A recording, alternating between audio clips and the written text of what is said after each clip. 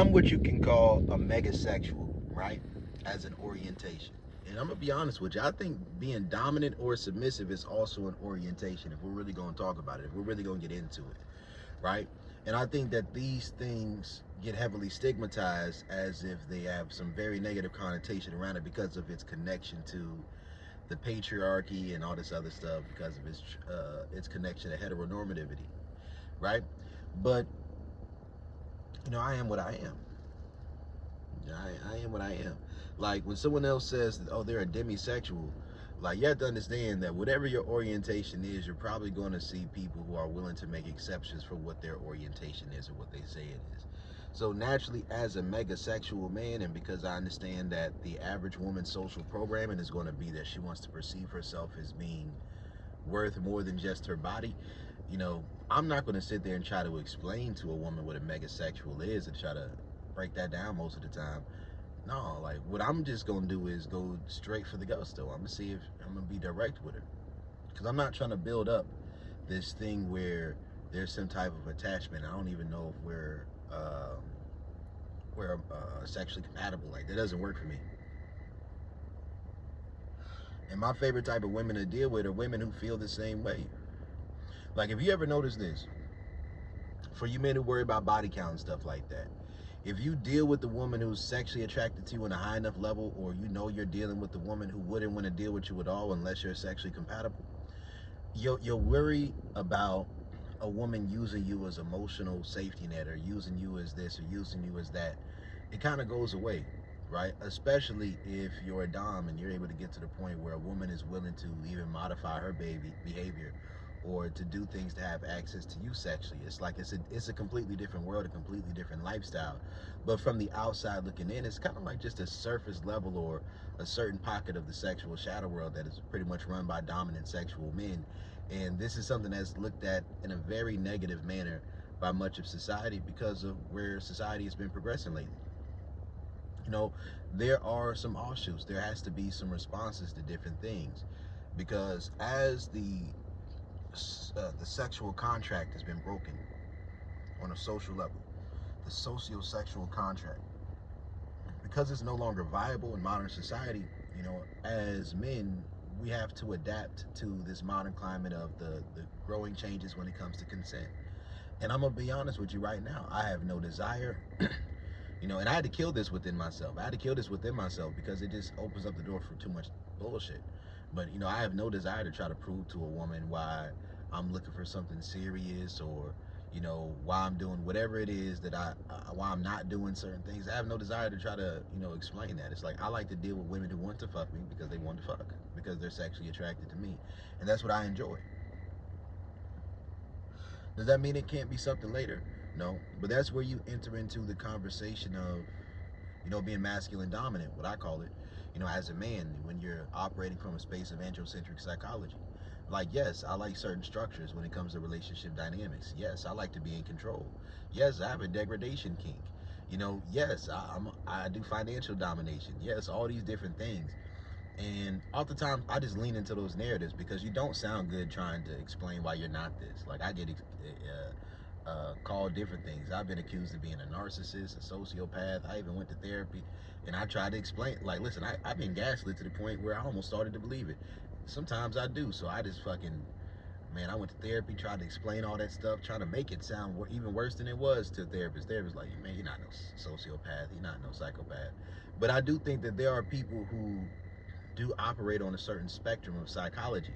And if we're taking the modern understandings of what these spectrums of psychology can be, when we're looking at things like the dark tetrad, or we're looking at things like narcissism, sociopathy, or antisocial personality disorder, we're looking at different aspects of neurodivergency, but also different types of psychology.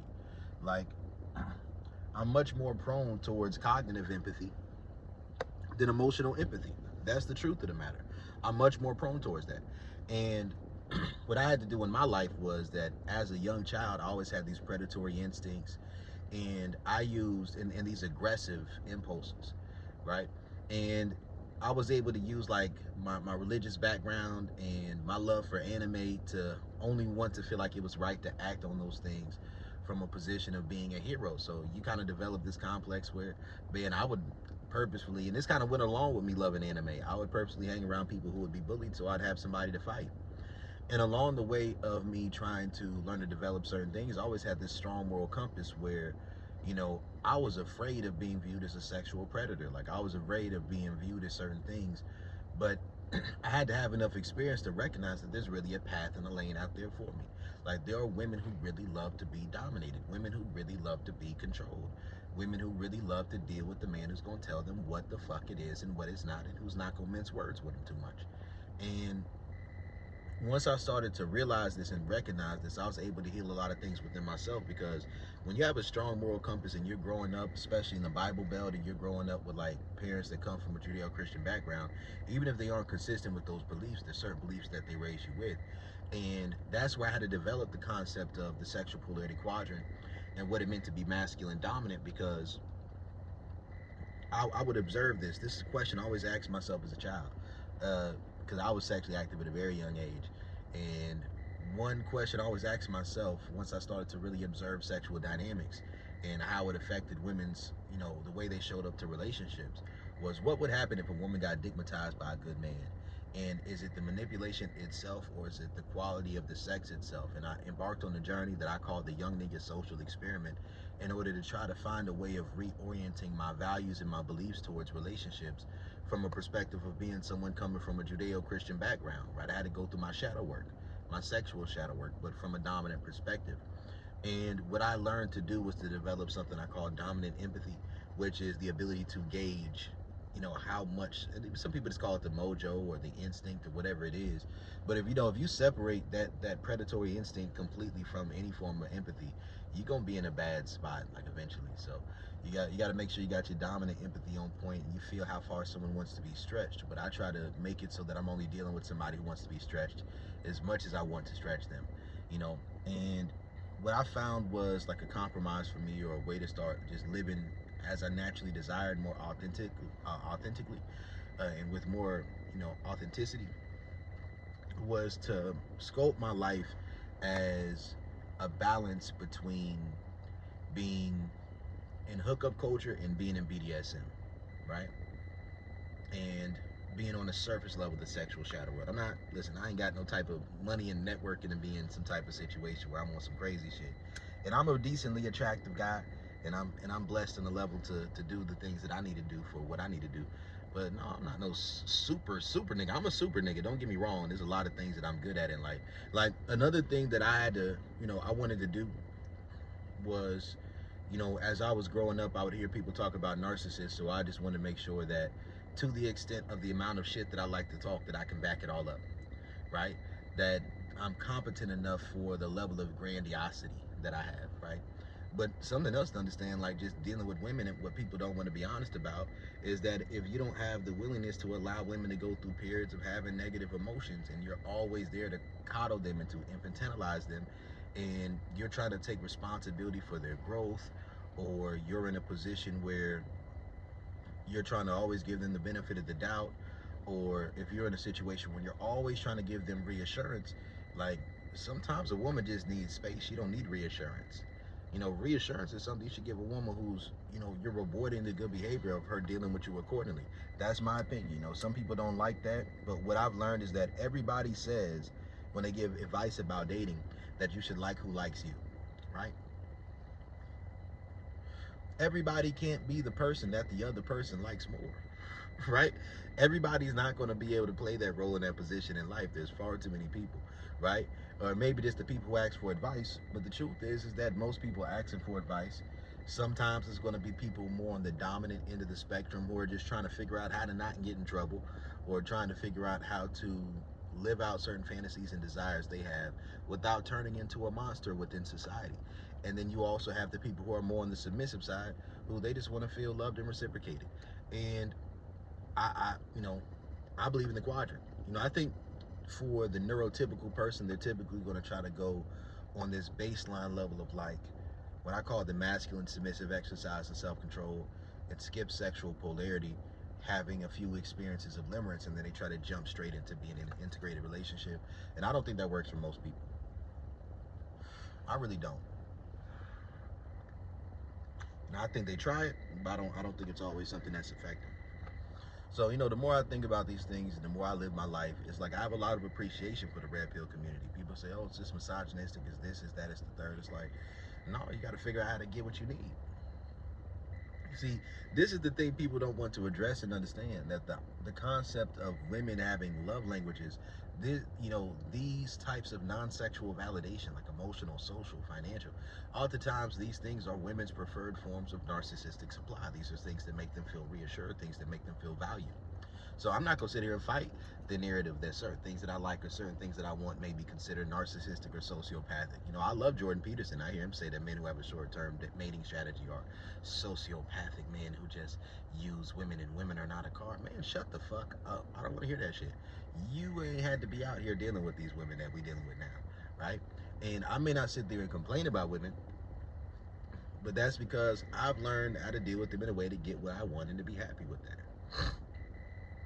Sometimes you have to adapt to the environment that you're in.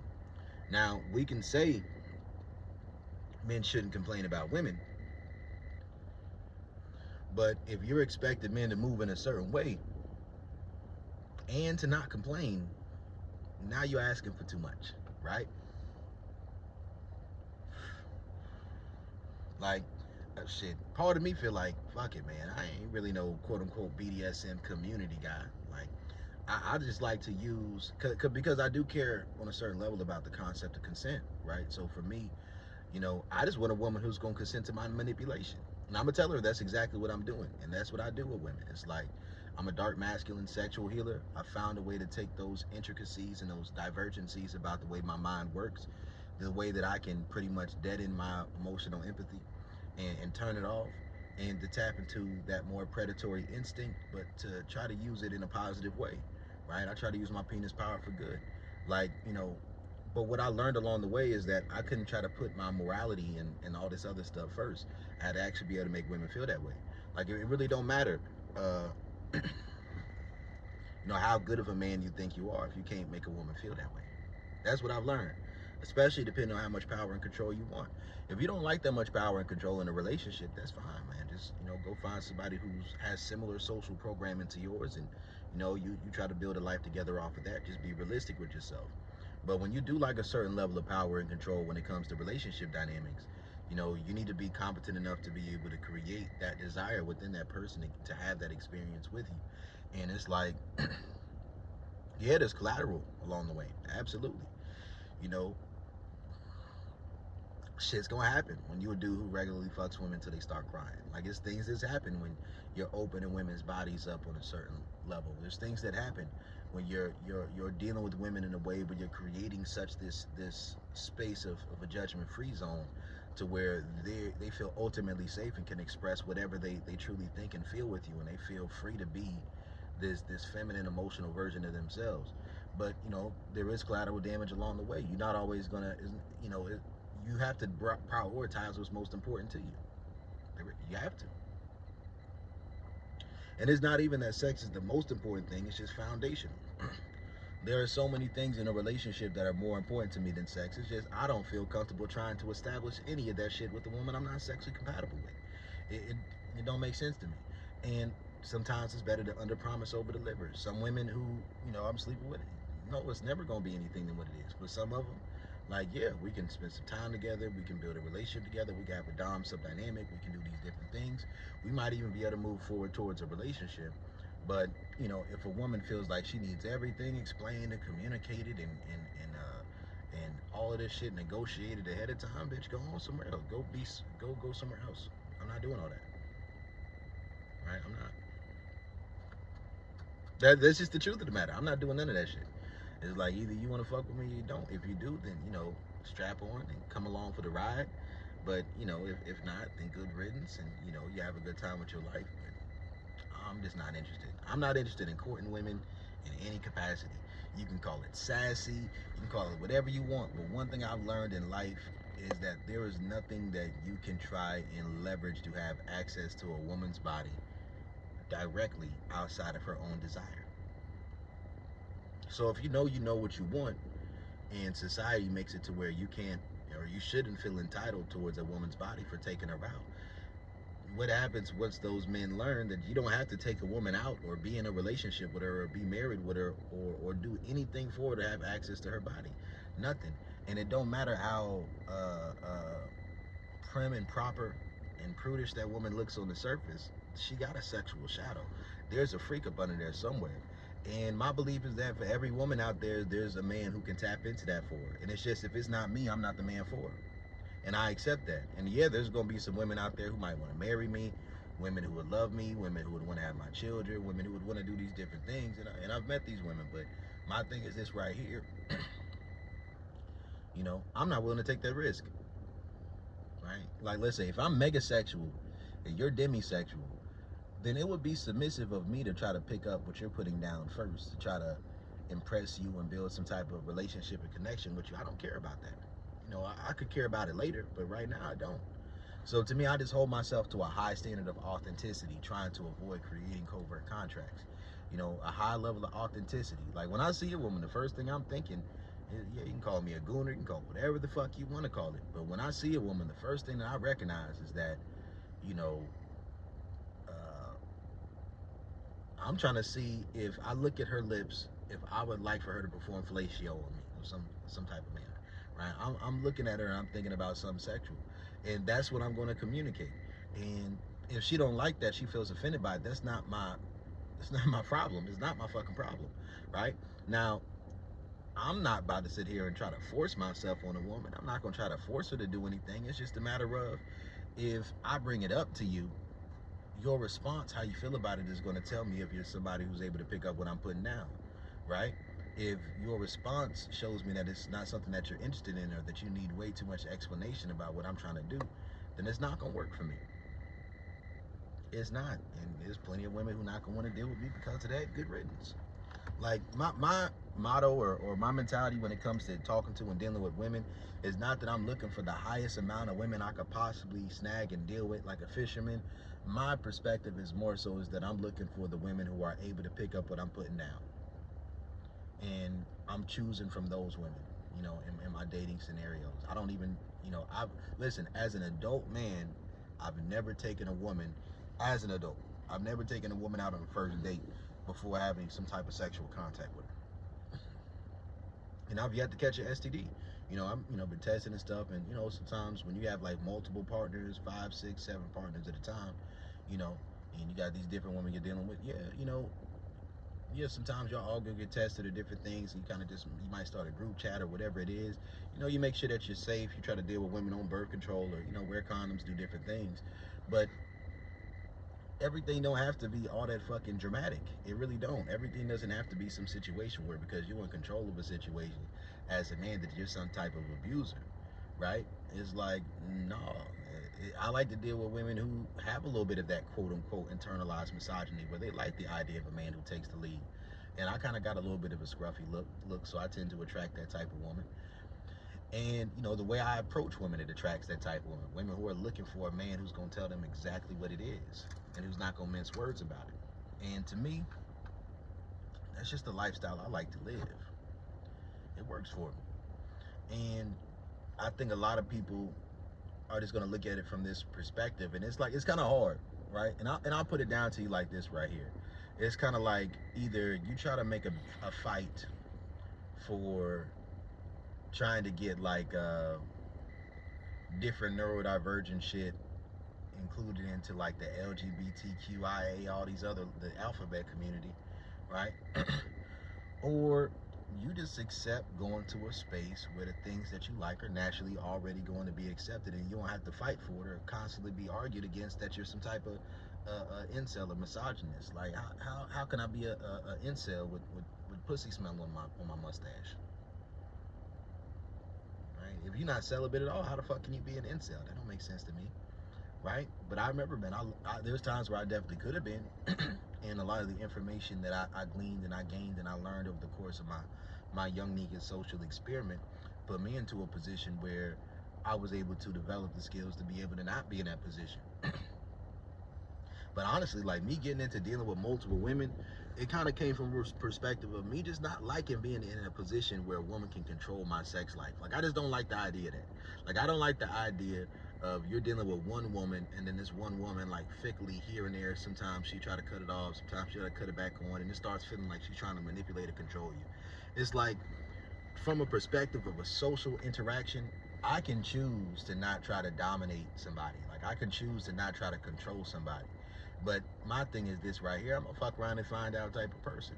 Like, the same way that I used to hang around, people who were nerds so that I could have somebody to fight if somebody messed with them. And I would see that they were a giving person. So my thing would be to get next to that person and then to show them what it's like for an individual to reciprocate, right? Like, to me, I guess I've been like a benevolent predator. I've always had this internal instinct to tell when somebody was prey. I just wouldn't want to prey on them unless, they consented to and gave me permission. And that's not really always the best strategy in life, but that's my thing. I can put my desire to dominate to the side to socially interact, but I'm not really trying to do that so much if it comes to a romantic relationship where I'm trying to be the fullest version of myself. I'm not trying to mask in a romantic relationship. So that means I got to deal with a woman who's really ready to deal with me the way I like to deal with women. And, I've met several who are just ready to be fully submissive, and it kind of surprises people. Like, when people hear the conversations between me and women I deal with, most of the time it's like disbelief. Like, sometimes I'll just get on the phone, let it be on speakerphone for a little second. It's, hey daddy, what's up with you? Like, what you got going on tonight? Am I gonna get some of that dick? And it's like, what? Like, people, like, when people see me out with women I deal with, it's like one or two responses: either this nigga Amari, this nigga Brody is a pimp, or this nigga is an abuser. It's like, it's one of the two. It's like, either that dude is a player from the Himalayas, he original Mac, and he got it like that, or is he beating this woman behind the scenes? Is he manipulating and hurting this woman? And it's like, man, I ain't got time for all that shit. That's why I like making sure I'm dealing with a woman who knows how to speak up for herself on a certain level. That's another reason why I don't try to get into a BDSM relationship on paper first. I got to deal with a woman casually to see if she can get some good dick, because not every woman can psychologically handle it before she starts to crumble. And I try not to levy for more power or to leverage for more power than I'm able and willing to be a positive influence with. It's just called penis power and discipline. And yeah, man, that's how I like to live my life. And I've been doing this shit for years. Like, I've been living my lifestyle. That's just my life. And I'm gonna be honest with you, like, where I'm different from a lot of probably the BDSM quote unquote community is, for me, the dom sub dynamic is the real relationship, right? I can, if a woman's submissive enough to me, I can mask a little bit. I can have a little bit fun, role playing as a vanilla guy, giving a woman the boyfriend experience, especially if this is coming with some paper. But I'm really, I'm not saying I can't be, but I'm not naturally that, like, emotionally romantic of a guy. I could be extremely affectionate, right? I can be very verbally appreciative of things that a woman does for me to show me she likes me. I can be someone who plans certain things for the future. If a woman is, showing me that she really down with me, I'll think about ways to improve our situation, and I'll also think about ways of helping her improve. But at the same time, you know, I'm not some super hopeless, romantic, idealistic dude anymore. It's kind of like I've had too many experiences. I'm kind of burnt out of that shit in my life. Nah, I gotta see what it's hitting on. I gotta see if we're gonna be compatible and if it's consistent. Because a lot of women out here do like the future fake. Like, a lot of women will use that sapiosexual, demisexual shit just to, like, future fake men and shit like that. And I'm not a fan of it. It's like, I'm not stupid. I know that you know within, like, the first 8 seconds to a minute, maybe 3 minutes, that you want to fuck me or not. Like, I know you know already. We ain't gotta play all these games. And if you feel the need to play all these games, I see it as you trying to manipulate me. So I'm just going ahead and move around. But I remember when I was younger, man, what I used to do was shit. I would just flip it around on them. And that's the thing about manipulation that's weird. It's like, especially when I was younger, I would just catch women's hand in a cookie jar. Like, if I could tell that they were trying to be an attention whore to me, and you can tell the difference between, like, an attention whore, covertly narcissistic woman, versus a genuine platonic friend by how they move. Like, a woman who is trying to get some type of romantic attention from you, or some type of validation that she's attractive, or some type of, filling a gap that a boyfriend or a husband or a man that's fucking her either should or would have in her life, and trying to use you as, like, the person they're getting attention from. I'm not mad at it, because You know, I like for women, I deal with to do that so they don't get drained and their cup doesn't get too low. But I'm not gonna be the one who's doing that for you unless it benefits me. Like, nah, because I'm just gonna assume that you fucking somebody. So either I got next, or every time we have a conversation, like not every single time, but unless it's something that's like benefiting me or whatever it is, like that whole idea of being platonic friends with women is weird to me. It's like, because I'm gonna think to myself, it's a megasexual. Let's say the woman's a demisexual, and I'm a megasexual. If the woman's a demisexual, or she tries to present herself that way, I hear a couple of stories. I'm like, that don't sound demisexual to me. And then you sitting there having a conversation with the woman, or sapiosexual, and it's like, sound like you like fuck niggas who you wouldn't want to hear read out loud in class. And you know, you take a step back, you don't sit there and say nothing. You know, you ain't gonna sit there and just challenge the woman about it. But it becomes a situation where you start to think to yourself, it's like, to a man, getting his dick sucked is the equivalent of a woman getting to talk about her day. Wow, do I feel like this woman would suck my dick if I was having a rough day to make sure that I feel good? And if the answer is no, and if she ain't got no thought of girlfriends to put me on, or she ain't helping me with my business and nothing that I'm working on, man, I'm not interested in sitting there having no conversation about no bullshit. Right? No. That just don't sound appealing to me. Not at all. And that's just the lifestyle I live, man. It's like, yeah, people can say you miss out on this, you miss out on that. But what I'm not missing out on is my peace, man. That shit is not fun. I'm not interested. So for me, you know, I just do what I do. I live my life. And as I live my life, you know, I've just learned to develop certain principles and tools for being able to move forward in life from a perspective of, you know, building on top of that androcentric foundation, building upon that foundation of sexual attraction and compatibility. And that's kind of just been the journey that I've been on with a lot of things that I've studied, a lot of the content that I've put out over the years. And, you know, I've been between that and trying to do it the other way. The other way don't really work for me, right? But yeah, it's Coach Brody. I'm out.